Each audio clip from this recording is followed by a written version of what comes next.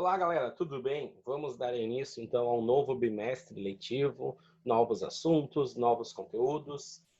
O semestre passado a gente terminou o semestre falando sobre romantismo em prosa. Nós vimos as gerações românticas, romantismo em poesia, depois falamos do romantismo em prosa, e agora a gente começa a falar sobre o realismo barra naturalismo, porque são duas escolas que acontecem simultaneamente e são muito parecidas. Então, a primeira coisa que eu tenho que pensar, essa escola vem suceder o romantismo, ela vem em substituição ao romantismo. E também a primeira coisa que nós temos que comentar sobre o realismo é que o grande escritor realista é o grande, o genial, o incomparável Machado de Assis. Então, a palavra realismo designa uma maneira de agir, de interpretar a realidade. Esse comportamento caracteriza-se pela objetividade, por uma atitude nacional das coisas. Das coisas pode ocorrer a qualquer tempo da história. Tá? Então, esse conceito inicial do realismo é importante a gente guardar. Então, esse comportamento caracteriza-se pela objetividade, por uma atitude racional das coisas que pode ocorrer em qualquer tempo da história, E aí a gente começa a pensar. O realismo foi uma escola literária que combatia os ideais românticos, ou seja, ele vem em oposição ao romantismo, ele vai combater os ideais românticos. O que significa isso? Ele vai combater digamos, o melodrama do romantismo, aquele final feliz, casamento perfeito, que nós vamos casar e vamos viver felizes para sempre, que todo mundo é fiel. Não, pessoal, o realismo vai dizer, não, isso não existe. Nem todo casamento vai durar para sempre. Nem todo o amor é fiel. Nem todo o amor, nem toda relação é feita por amor. Existe ambição, existe casamento por interesse, existe amor passional, existe assassinato, roubo, traição, prostituição. O realismo ele vai mostrar a sociedade como ela realmente é. Então ele vai mostrar todas as mazelas da sociedade. O surgimento ocorre enquanto o mundo vivenciava o nascimento do socialismo e da segunda revolução industrial. O realismo em Portugal teve um marco inicial, a questão Coimbra, em 1865, quando se defrontaram, de um lado, jovens estudantes de Coimbra, atentos às ideias que vinham da França, Inglaterra e Alemanha, e, de outro lado, os velhos românticos de Lisboa. Ou seja, eles entram num embate. Só que esse embate é um embate literário, um embate de debate, não é um embate de enfrentamento, de batalha, de guerra. Não, é um embate de questões, de argumentação, de filosofia, de estruturação de textos românticos e realistas. Então, jovens estudantes de Coimbra e antigos românticos de Lisboa vão entrar em debate e vão discutir essa questão da mudança, da modificação do romantismo para o realismo. Em 1967, Gustave Flaubert publica a obra Madame Bovary, que é recebido pela sociedade como um escândalo de público. Por quê? Porque o público está acostumado aos ideais românticos, personagens sonhadores, idealistas, o amor vencendo todos os obstáculos e o casal sendo feliz para sempre no final. Porque a obra romântica segue quase que um modelo, quase que um padrão. É um casal que se encontra, se apaixona, enfrenta um desafio, um obstáculo, acontece um clima, alguém que tenta separá-los, eles enfrentam esse obstáculo e são felizes para sempre no final. O que acontece? O realismo não vai ser assim. E aí, em Madame Bovary, nós vamos ter a protagonista, que é Emma Bovary, uma mulher casada que busca no adultério uma saída para sua vida sem graça, ou seja, uma mulher que busca na traição uma solução para a vida sem graça que ela tinha. No final, a personagem se mata, mas não por amor, mas porque ficou endividada e perdeu tudo o que tinha. Observem, então é um enredo que vem contra tudo que nós estávamos acostumados lá no romantismo. Isso é o realismo. O realismo vai mostrar que a vida pode acontecer isso.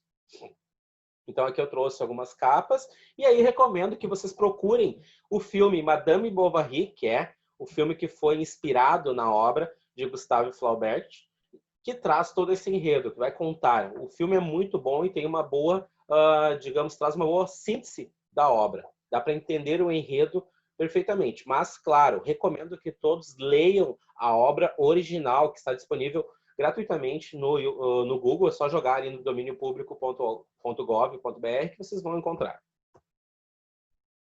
Com esse romance, Flaubert revela ao público a hipocrisia da vida burguesa, preocupada com apenas com a aparência. O texto é considerado o marco inicial do realismo na Europa, pois busca retratar a vida em sociedade de modo objetivo e fiel, sem o idealismo dos românticos. Então, a obra que inicia o realismo lá em Portugal é a obra Madame Bovary. Tá? E aqui eu trago algumas pinturas realistas desse período para ilustrar a vida simples no campo e trabalhadores indo trabalhar. Então, o realismo surge em meio ao fracasso da Revolução Francesa e dos seus ideais de liberdade, igualdade e fraternidade. A sociedade se dividia entre a classe operária e a burguesia.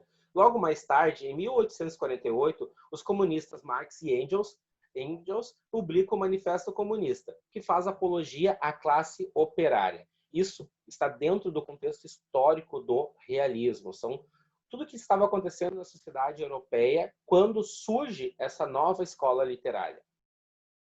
Então, uma realidade oposta ao que a sociedade tinha vivido até aquele momento surgia com o progresso tecnológico, o avanço da energia elétrica, as novas máquinas que facilitavam a vida, como o carro, por exemplo. Entre as correntes filosóficas destacam-se o positivismo, o determinismo, o evolucionismo e o marxismo. Essas correntes vão se destacar durante todo o período realista e vão ganhando força e se expandindo, se proliferando pelo mundo inteiro. E aí, mas o realismo no Brasil? Até agora a gente falou sobre o romantismo em Portugal, tudo que estava acontecendo na Europa quando surgiu o realismo lá. Lembrando que tudo acontece primeiro na Europa para depois chegar ao Brasil. O realismo já estava enraizado na Europa quando surge no Brasil, quando vem para o Brasil. E no Brasil nós vamos ter, então, como eu disse, dois autores que vão se destacar, o grande, né, o primordial, que é Machado de Assis, mas nós vamos ter Aloysio de Azevedo também. Machado se destaca nas obras realistas e Aloysio de Azevedo se destaca nas obras naturalistas. O realismo, então, no Brasil foi inaugurado em 1881. Tá? Nesse ano, duas obras se destacam. Primeiro, O Mulato, de Aloysio de Azevedo, e depois Memórias Póstumas de Brás Cubas, de Machado de Assis. A obra O Mulato, de Aloysio de Azevedo, inaugura o naturalismo no Brasil. Já a obra Memórias Póstumas de Brás Cubas inaugura o realismo no Brasil. Isso é muito importante. As duas obras são publicadas em 1881. Apesar de haver divergência, alguns escritores, alguns críticos literários colocam 1881, a obra Memórias Póstumas de Brás Cubas, como a obra que inaugura o realismo e colocam o Mulato como 1882. Mas, em teoria, eles foram publicados quase que simultaneamente. Então, a gente vai trabalhar com a data de 1881, tanto para o realismo como para o naturalismo. E esse período, né, vai terminar, o realismo termina no ano de 1893, com a publicação de duas obras, Missal e Broquéis, de Cruz de Souza, que dá início ao que nós chamamos de simbolismo. Então, começa em 1881 e vai até 1893 com a obra Missal e Broquéis. E aí nós temos o início do simbolismo, que é uma nova forma de escrever, uma nova estrutura. Qual é o contexto histórico do realismo no Brasil? Primeiro, na segunda metade do século XIX, o Brasil passou por mudanças políticas e sociais marcantes. O tráfico de escravo foi extinto, né? Lembrando que o Brasil foi o último país a extinguir a escravidão. e a abolição da escravatura ocorreu em 1888. A falta de mão de obra escrava foi substituída pelo trabalho dos imigrantes europeus. É nesse momento que vai vir toda a questão do imigrante europeu que chega no Brasil. E o que acontece? Os negros estão livres, estão soltos. Agora, para eu ter uma mão de obra negra na minha fazenda, eu tenho que pagar um salário para ele. O que acontece? É nesse momento que começa a questão da marginalização do negro, porque eles acabam ficando sem emprego. Porque o que acontece? O pensamento do fazendeiro, entre manter o meu ex-escravo como empregado agora ou empregar um imigrante europeu que está chegando ao país e querendo construir uma vida nova, eles preferem o novo do que manter o escravo, porque eles não aceitam que aquele escravo eu não pagava nada, eu tinha posse dele e agora eu tenho que pagar um salário. Então, acontece que o negro acaba perdendo o local onde morava, o trabalho, fica sem renda, sem o que comer, e aí acaba a questão da marginalização do negro no Brasil. Começa nesse momento, quando chega a questão da imigração, o negro acaba perdendo o local de trabalho, onde morar, e acaba não tendo nem o que se alimentar. Por causa do preconceito e da qualificação europeia para o trabalho assalariado, o negro, então, é marginalizado socialmente. A economia açucareira estava em decadência, enquanto o eixo econômico deslocava-se para o Rio de Janeiro devido ao crescimento do comércio cafeeiro nessa região.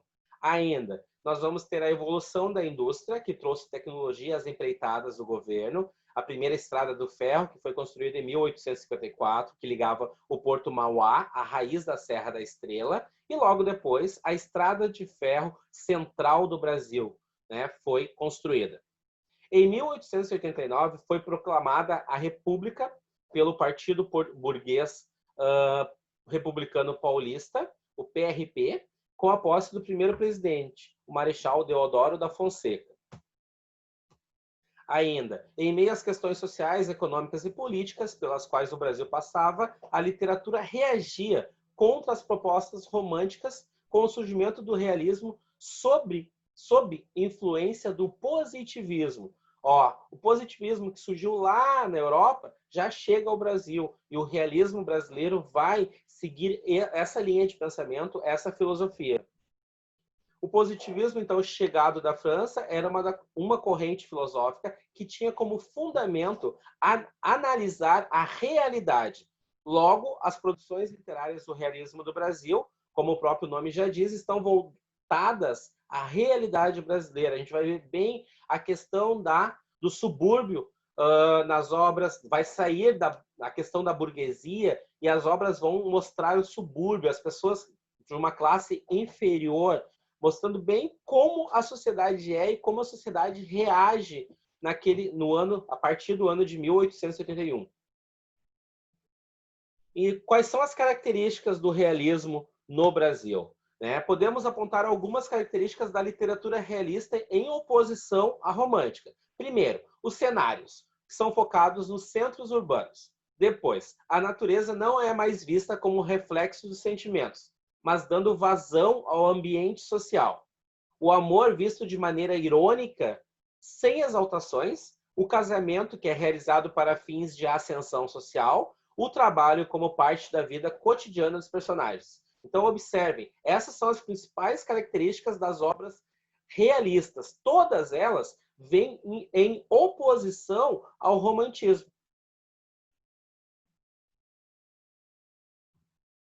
Então, nós temos oposição ao idealismo romântico, não há envolvimento sentimental. Nós temos uma representação mais fiel da realidade. O romance como meio de combate à crítica às instituições sociais decadentes, como o casamento. Análise dos valores burgueses com visão crítica, denunciando a hipocrisia, a corrupção de classe. Influência dos métodos experimentais. Narrativa minuciosa, com muitos detalhes, rica em detalhes, principalmente do cenário, do ambiente. Personagens que fazem que são analisados psicologicamente, principalmente Machado de Assis, que tem o dom de fazer a análise psicológica dos personagens. O objetivismo, que aparece como negação do subjetivismo romântico. O universalismo ocupa o lugar do personalismo. O sentimentalismo cede terreno ao materialismo, o realismo se preocupava apenas com o presente, com o contemporâneo. Com o desenvolvimento das ciências, muitos autores foram influenciados no século XIX, principalmente os naturalistas, de onde se pode falar em cientificismo nas obras deste período. Então, dessa forma, a produção literária do realismo surge com temas que norteiam os princípios do positivismo. São características desse período: a reprodução da realidade observada, a objetividade no compromisso com a verdade, o autor é imparcial, personagens baseados em indivíduos comuns, não há idealização da figura humana, as condições sociais e culturais das personagens são expostas, lei da causalidade, toda ação tem uma reação, linguagem de fácil entendimento, contemporaneidade, exposição do presente, e a preocupação em mostrar personagem com aspectos reais, até mesmo de miséria. Não há idealização da realidade. Ainda, o realismo é uma denominação genérica de uma escola literária que abrange as seguintes tendências: romance realista, que é uma narrativa voltada para a análise psicológica e que critica a sociedade a partir do comportamento de determinados personagens, em geral capitalistas. O romance realista tem caráter documental, sendo o retrato de uma época. Romance naturalista, marcado pela vigorosa análise social a partir de grupos humanos marginalizados, em que se valoriza o coletivo. O naturalismo apresenta romances experimentais, como Casa de Pensão, O Cortiço ou Mulato, de Aloysio de Azevedo. Como eu disse, os romances realistas se destaca Machado de Assis, os romances naturalistas se destaca Aloysio de Azevedo no Brasil. Os principais autores, então. Vamos começar falando de Machado de Assis. Se destaca como romancista realista. Apesar de ter escrito algumas obras românticas, como Ressurreição, A Mão e a Luva, Helena e a Yaya Garcia, mas essas obras, o próprio autor Machado de Assis falava, essas obras eram obras que eram feitas para serem vendidas. Ele se encontra, se realiza como escritor quando ele começa a escrever obras realistas, como Memórias Póstumas de Brás Cubas, Quincas Borba e Dom Casmurro, que são as grandes obras realistas e é onde o autor se destaca e ganha notoriedade como grande expositor da literatura brasileira. Lembrando que esse autor, Machado de Assis, é o responsável por fundar e inaugurar e ser o primeiro presidente da nossa Academia Brasileira de Letras. A cadeira de número 1, até hoje, pertence a Machado de Assis e nenhum outro acadêmico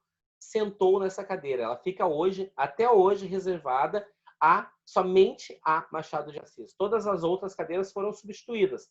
O autor assume a cadeira, falece, outro autor assume a cadeira, ele fica imortal porque seu nome fica registrado naquela cadeira. Mas Machado de Assis, a cadeira de número 1 da Academia Brasileira de Letras, só possui uma plaquinha de nome que é Machado de Assis.